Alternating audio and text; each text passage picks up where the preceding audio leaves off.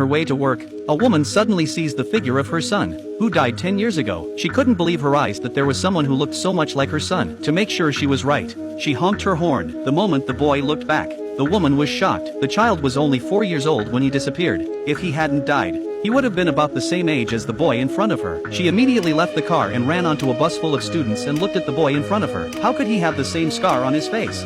Lisa followed him all the way to Paul's school. She was now convinced that Paul was her son, who had been missing for 10 years after drowning. Lisa immediately ran to her ex-husband's house and jumped into his recording studio despite his wife's attempts to stop her. Lisa said, "You may think I'm crazy, but I just saw our son. The color of his skin, the color of his hair, the look of his face, even the scars on his face are exactly the same as our son Tom." But the ex-husband didn't believe Lisa. He thought she was crazy about our son. Lisa went to the police to report the incident. The police then took out their files from 10 years ago and recounted their findings. No body was found at the scene, but there was no sign of tampering by a third party. The conclusion was that Tom had accidentally drowned and his body had been washed away. Lisa stared at the police with a determined look and said, "Do you think I wouldn't recognize my own child?"